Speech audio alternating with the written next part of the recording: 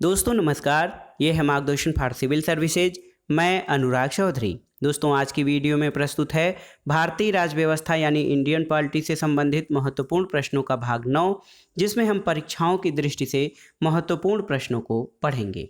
दोस्तों आज की वीडियो में हम केंद्र राज्य संबंध, आपात उपबंध, योजना आयोग एवं नीति आयोग, लोकपाल तथा लोकायुक्त, संविधान के प्रमुख भाग एवं विषय तथा भारत में स्थानीय स्वशासन से संबंधित प्रश्नों को कवर करेंगे। दोस्तों ये वीडियो विभिन्न परीक्षाओं के सामान्य अध्ययन के राज्य व्यवस्था खंड के साथ साथ टीजीटी, पीजीटी, नागरिक शास्त्र, गवर्नमेंट इंटर कॉलेज प्रवक्ता, गवर्नमेंट डिग्री कॉलेज, उच्चतर शिक्षा असिस्टेंट प्रोफेसर तथा नेट जेआरएफ राजनीति विज्ञान के लिए बहुत ही उपयोगी तथा महत्वपूर्ण है। तो आइए शुरू करते हैं आज का वीडियो। सभी परीक्षाओं के लिए महत्वपूर्ण भारतीय राज्य व्यवस्था के महत्वपूर्ण प्रश्नों का भाग 9। सबसे पहले हम केंद्र राज्य संबंधों के बारे में पढ़ेंगे। दोस्तों भारतीय संविधान में जो केंद्र राज्य संबंध हैं वो 3 प्रकार के हैं: विधायी संबंध, प्रशासनिक संबंध और वित्तीय संबंध। सबसे पहले हम विधायी संबंधों को देखेंगे।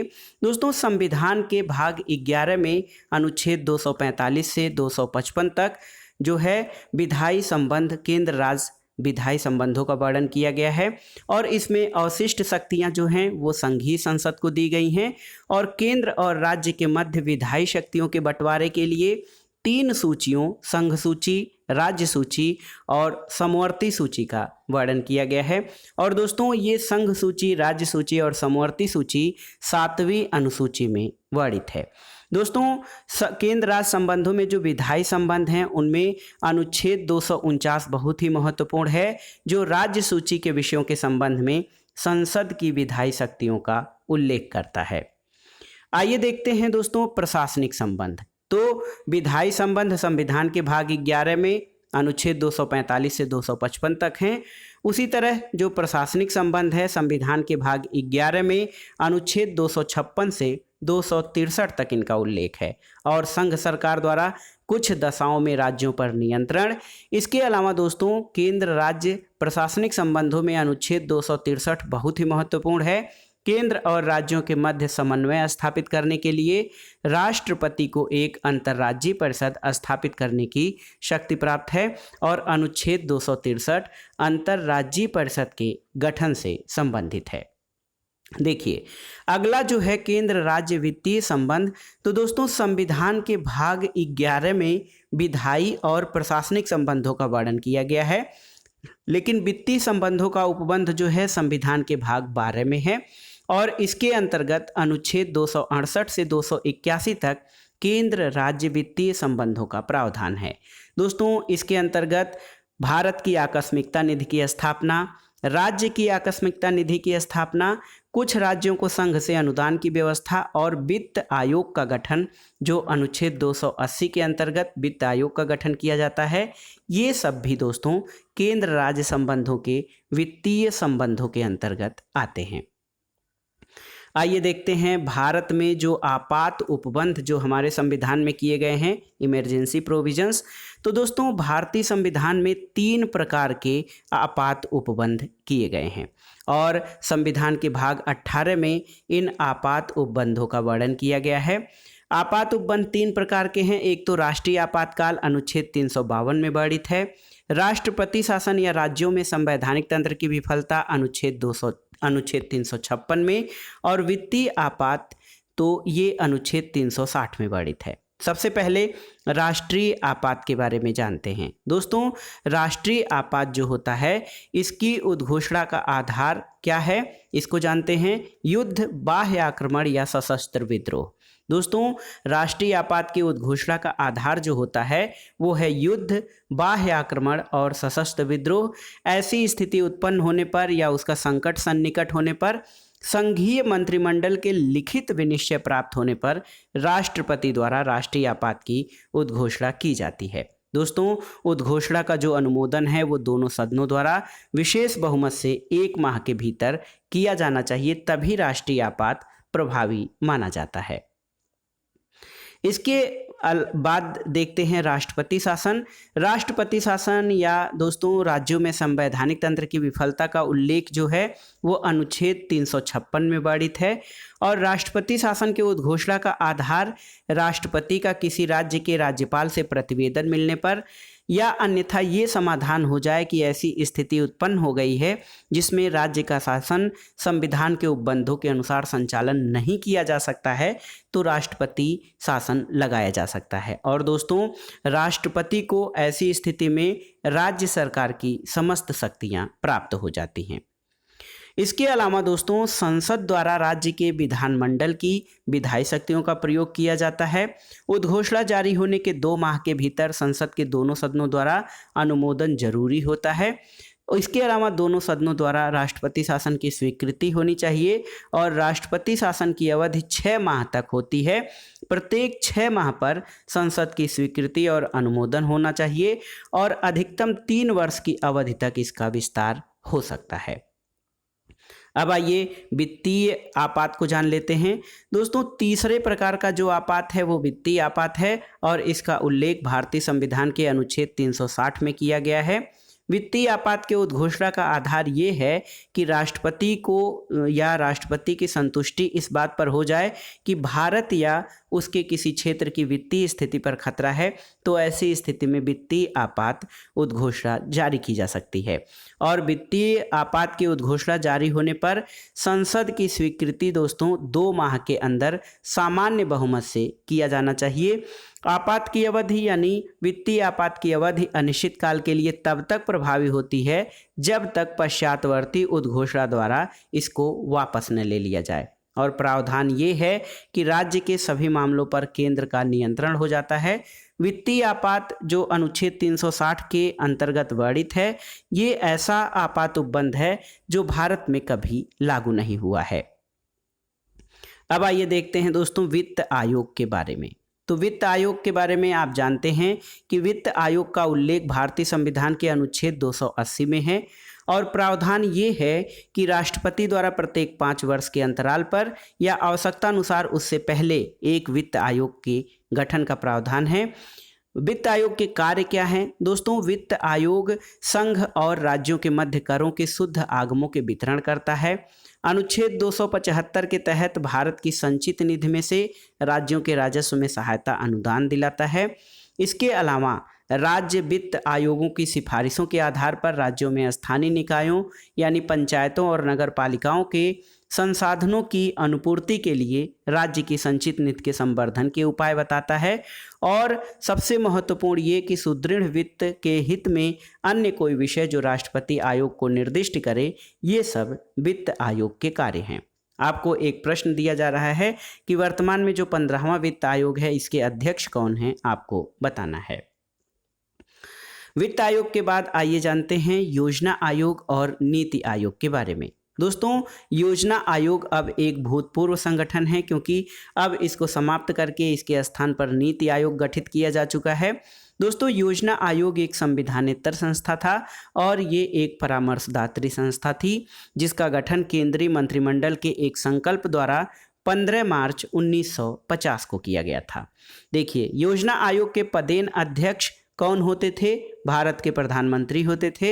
इसीलिए इसके प्रथम अध्यक्ष, योजना आयोग के प्रथम अध्यक्ष जवाहरलाल नेहरू थे। प्रथम उपाध्यक्ष गुलजारीलाल नंदा थे और योजना आयोग का प्रमुख कार्य जो होता था वो था भारत की पंचवर्षीय योजनाओं का निर्माण करना।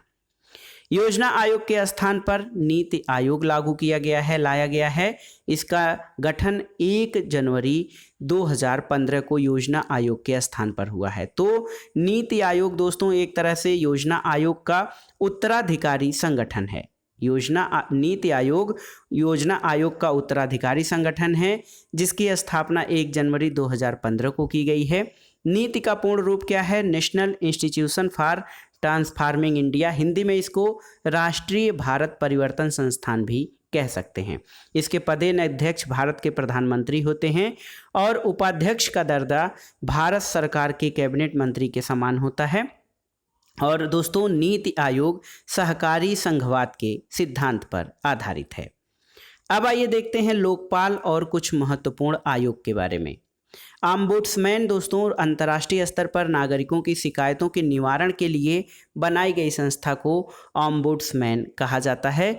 और दोस्तों इसकी स्थापना सबसे पहले ऑम्बुड्समैन की स्थापना 1809 में स्वीडन में एक स्वतंत्र पर्यवेक्षी एजेंसी के रूप में किया गया था।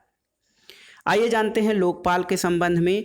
लोकपाल दोस्तों, लोकपाल का नाम 1963 में LM सिंघवी द्वारा जो है ये सुझाया गया था।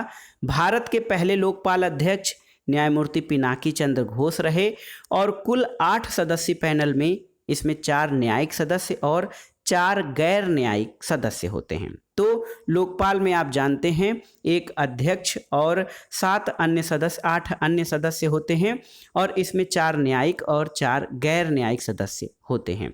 कुछ महत्वपूर्ण तथ्यों को देख लेते हैं लोकपाल से संबंधित।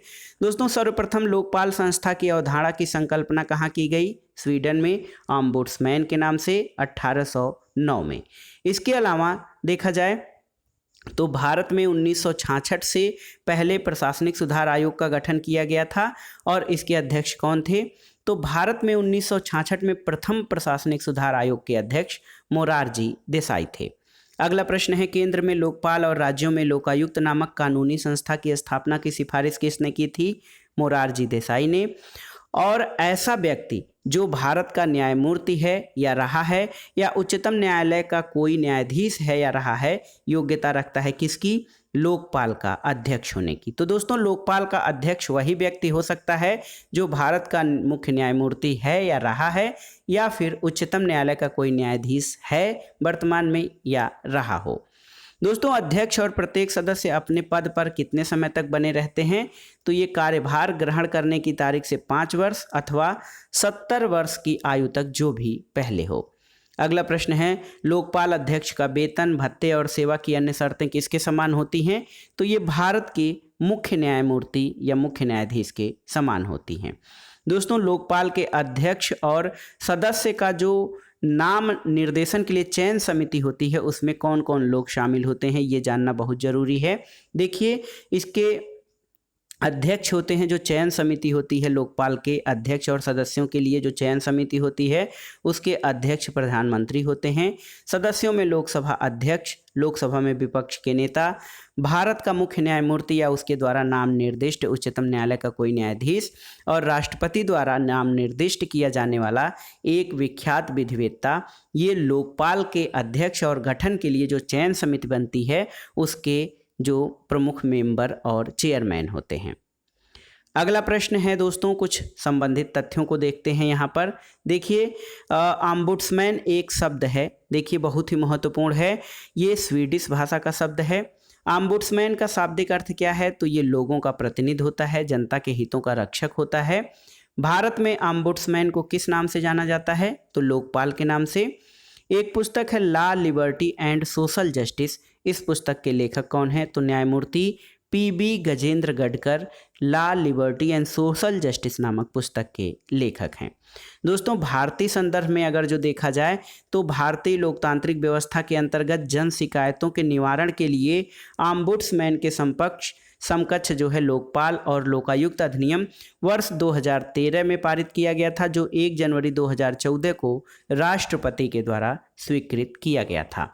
और भारत में केंद्र स्तर पर लोकपाल और राज्यों के स्तर पर लोकायुक्त, तो लोकपाल केंद्र स्तर पर और लोकायुक्त राज्यों के स्तर पर इसके नियुक्ति का प्रावधान किया गया है।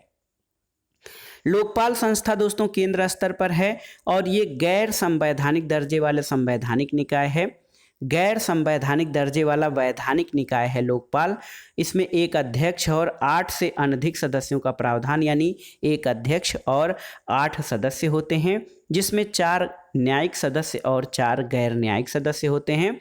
लोकपाल संस्था का गठन भारत में मार्च 2019 में किया गया और इसके प्रथम अध्यक्ष पिनाकी चंद्र घोष रहे। लोकायुक्त की बात अगर जो की जाए तो महाराष्ट्र में दोस्तों, भारत का महाराष्ट्र पहला राज्य है जिसने लोकायुक्त कार्यालय की स्थापना 1971 में की थी, जबकि उड़ीसा जो है ये लोकायुक्त से संबंधित विधेयक पारित करने वाला पहला राज्य था और इसने 1970 में लोकायुक्त से संबंधित विधेयक पारित किया था। कुछ महत्वपूर्ण समितियों के बारे में जान लेते हैं दोस्तों। बोहरा समिति। बोहरा समिति का संबंध राजनेताओं और अपराधियों के बीच गठजोड़ की जांच करने से संबंधित है। राजमन्नार आयोग भारतीय प्रशासनिक सेवा और भारतीय पुलिस सेवा को समाप्त करने की सिफारिश राजमन्नार आयोग के द्वारा की गई। दोस्तों, राष्ट्रीय मानवाधिकार आयोग, तो जो नेशनल ह्यूमन राइट्स कमीशन है NHRC, ये गैर संवैधानिक निकाय है। इसका गठन 12 अक्टूबर 1993 को और अध्यक्ष और सदस्यों की नियुक्ति इसके राष्ट्रपति द्वारा की जाती है। दोस्तों, राष्ट्रीय मानवाधिकार की नियुक्ति के लिए जो गठित समिति होती है उसमें प्रधानमंत्री, केंद्रीय गृह मंत्री, लोकसभा और राज्यसभा में विपक्ष के नेता, लोकसभा अध्यक्ष और राज्यसभा के उपसभापति शामिल होते हैं। राष्ट्रीय मानवाधिकार आयोग की शक्ति क्या है? तो इसकी शक्ति मात्र सलाहकारी प्रकृति की है, बाध्यकारी नहीं है। प्रथम प्रशासनिक सुधार आयोग के बारे में जानते हैं। दोस्तों, इसका गठन 5 जनवरी 1966 को मोरारजी देसाई की अध्यक्षता में प्रथम प्रशासनिक सुधार आयोग गठित हुआ था और इस आयोग ने भारत में लोकपाल और लोकायुक्त की स्थापना का सुझाव दिया था। बाद में वर्ष 1967 में के हनुमंतैया प्रथम प्रशासनिक सुधार आयोग के अध्यक्ष बने थे। दोस्तों, आइए देख लेते हैं संविधान के प्रमुख भाग, उनमें शामिल विषय और संबंधित अनुच्छेदों को। देखिए, संविधान का भाग 1 जो है संघ और उसके राज्य क्षेत्र से संबंधित है और इससे संबंधित अनुच्छेद 1 से 4 में है। दोस्तों, संविधान का भाग 2 नागरिकता से संबंधित प्रावधान करता है। अनुच्छेद 5 से 11 में नागरिकता संबंधी प्रावधानों का वर्णन है। जो भारतीय संविधान का भाग 3 है बहुत ही महत्वपूर्ण है, इसको मैग्ना कार्टा कहा जाता है। इसमें मूल अधिकारों से संबंधित वर्णन है और अनुच्छेद 12 से 35 तक भाग 3 में मूल अधिकारों का वर्णन है। भाग 4 जो है ये राज्य के नीति निर्देशक तत्वों से संबंधित है। अनुच्छेद 36 से 51 तक में नीति निर्देशक तत्वों का वर्णन है। भाग 4 का मूल कर्तव्य यानी फंडामेंटल ड्यूटीज से संबंधित है और अनुच्छेद 51 क में मूल कर्तव्यों का वर्णन है। वर्तमान में कुल 11 मूल कर्तव्य हैं नागरिकों के। अगला है भाग 5 जिसमें संघ सरकार का वर्णन है, अनुच्छेद 52 से 151 तक। भाग 6 राज्य सरकारों से संबंधित प्रावधान, अनुच्छेद 152 से 237 तक। भाग 9 दोस्तों ये पंचायतों से संबंधित है, अनुच्छेद 243 से 243 अड़ तक। और भाग 9 का नगर पालिकाओं से संबंधित है, 243 त से 243 य छ तक। और देखिए भाग 11 संघ और राज्यों के बीच संबंधों से वर्णित है और आपने अभी पढ़ा है कि भाग 11 में संघ और राज्यों के विधायी और प्रशासनिक संबंधों का वर्णन है, जबकि भाग 12 में संघ और राज्य के वित्तीय संबंधों का वर्णन है। भाग 15 क्या है? ये निर्वाचन से संबंधित है, अनुच्छेद 324 से 329 का तक। और दोस्तों भाग 16 जो है ये अनुसूचित जाति, जनजाति, पिछड़े वर्ग और आंग्ल भारतीयों के संबंध में विशेष उपबंध से संबंधित है, अनुच्छेद 330 से 342 का तक। और भारतीय संविधान का भाग 17 राजभाषा से संबंधित प्रावधान वर्णित हैं, अनुच्छेद 343 से 351 तक। और देखिए आपात उपबंधों का वर्णन दोस्तों ये भाग 18 में किया गया है संविधान के। और 352 अनुच्छेद 352 से 360 तक आपात उपबंधों का वर्णन है और 3 प्रकार के आपात की बात की गई है भारतीय संविधान में। भाग 20 ये संविधान के संशोधन से संबंधित है और अनुच्छेद 368 जो है संविधान संशोधन से संबंधित है। कुछ विविध प्रश्नों को देख लेते हैं। लोकसभा अध्यक्ष अपने निर्णायक मत का प्रयोग कब करते हैं? केवल टाई या मत बराबर होने की स्थिति में। आम चुनाव के बाद नवनिर्वाचित सदस्यों को शपथ कौन दिलाता है? तो ये प्रोटेम स्पीकर होता है। प्रोटेम स्पीकर की नियुक्ति कौन करता है? तो दोस्तों लोकसभा के संदर्भ में राष्ट्रपति करता है और विधानसभा के संदर्भ में राज्यपाल जो है प्रोटेम स्पीकर की नियुक्ति करता है। एक प्रश्न और देख लीजिए कि लोकसभा अध्यक्ष अपना त्यागपत्र किसे सौंपता है? तो लोकसभा उपाध्यक्ष को लोकसभा अध्यक्ष अपना त्यागपत्र सौंपता है। आइए देख लेते हैं दोस्तों, भारत में स्थानीय स्वशासन से संबंधित जो महत्वपूर्ण प्रश्न बन सकते हैं उन सभी के बारे में, जो भारत में स्थानीय स्वशासन से संबंधित प्रश्न हैं। देखिए दोस्तों, लॉर्ड रिपन, भारत में स्थानीय स्वशासन, इसका जनक या पिता लॉर्ड रिपन को कहा जाता है। स्थानीय स्वशासन भारत में दो तरह का है, पंचायती राज व्यवस्था और शहरी स्थानीय व्यवस्था। दोस्तों, बलवंत राय मेहता समिति ने 1957 में जो है त्रिस्तरीय पंचायती राज प्रणाली की सुझाव दिया था, जिला स्तर, ब्लॉक स्तर और ग्राम स्तर पर। और बलवंत राय मेहता को दोस्तों पंचायती राज का शिल्पी या पंचायती राज का वास्तुकार कहा जाता है। दोस्तों यहाँ पर देखिए, जिला परिषद का गठन जो है ये अप्रत्यक्ष रूप से चुने सदस्यों द्वारा किया जाता है और पंचायत समिति का गठन अप्रत्यक्ष रूप से, लेकिन ग्राम पंचायत जो होता है ये पंचायत प्रत्यक्ष रूप से चुने हुए प्रतिनिधियों द्वारा इसकी स्थापना होती है। तो देखिए बहुत ही महत्वपूर्ण है, जिला परिषद या जिला पंचायत का गठन अप्रत्यक्ष रूप से चुने गए सदस्यों के द्वारा होता है। आइए देखते हैं दोस्तों शहरी स्थानीय स्वशासन के बारे में। तो पंचायती राज को संवैधानिक दर्जा या पंचायती राज को संवैधानिक दर्जा कब दिया गया था? 73वें संविधान संशोधन 1992 के द्वारा। उसी प्रकार शहरी स्थानीय स्वशासन को संवैधानिक दर्जा 74वें संविधान संशोधन अधिनियम 1992 के द्वारा दिया गया था और इसके द्वारा संविधान में भाग 9 क जोड़ा गया है और एक अनुसूची 12वीं अनुसूची जोड़ी गई है। दोस्तों नगर पालिका, यहाँ पर देखिए जो स्तर है नगरीय स्वशासन का, उसमें नगर पालिका, नगर निगम, नगर पालिका परिषद और सबसे नीचे नगर पंचायतें होती हैं। कुछ प्रश्नों को देख लेते हैं 73वें और 74वें संविधान से। तो दोस्तों पंचायती राज प्रणाली को संवैधानिक दर्जा कब मिला? 73वें संविधान संशोधन अधिनियम 1992 के द्वारा। अगला प्रश्न है, पंचायत में महिलाओं को 1/3 आरक्षण का प्रावधान है अनुच्छेद 243 घ 3 के अंतर्गत। पंचायती राज व्यवस्था प्रभाव में कब आई?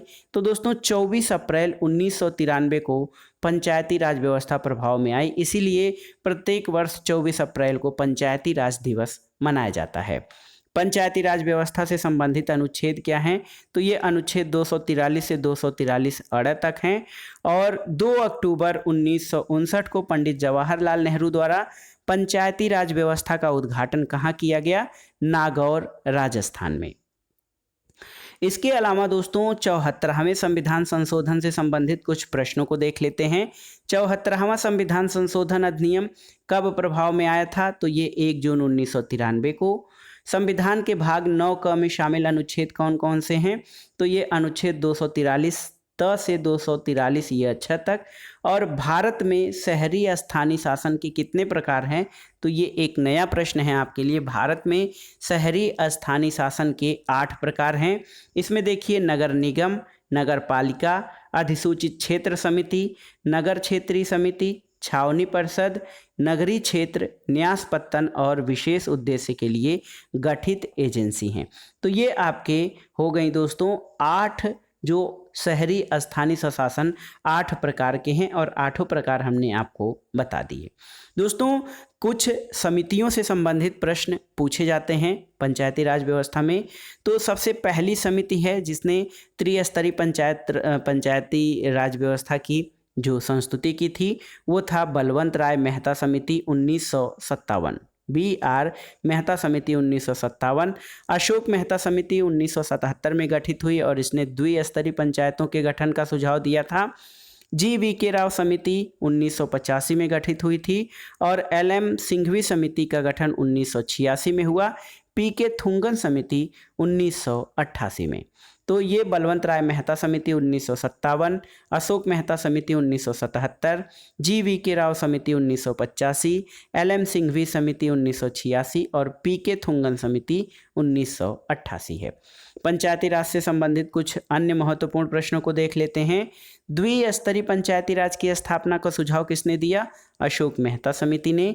और एक प्रश्न है, कमजोर पंचायती राज संस्था को बिना जड़ की घास किसने कहा था? तो ये GVK राव समिति ने कहा था। और सामान्यतः पंचायतों का कार्यकाल कितना होता है? तो दोस्तों ये 5 वर्ष होता है सामान्यतः पंचायतों का कार्यकाल। तो दोस्तों ये था आज का वीडियो भारतीय संविधान और राज्य व्यवस्था यानी इंडियन कॉन्स्टिट्यूशन एंड पॉलिटी से संबंधित महत्वपूर्ण प्रश्नों का संग्रह, जो आपके आगामी विभिन्न परीक्षाओं के लिए बहुत ही उपयोगी और महत्वपूर्ण है। दोस्तों ये श्रृंखला आपके लिए कितनी लाभदायक हो रही है या फिर आप इससे कितने लाभान्वित हो रहे हैं, हमें कमेंट बॉक्स में ज़रूर बताइएगा। वीडियो को लाइक करें, शेयर करें और इस चैनल मार्गदर्शन फॉर सिविल सर्विसेज को सब्सक्राइब करें। वीडियो देखने के लिए धन्यवाद दोस्तों। नमस्कार।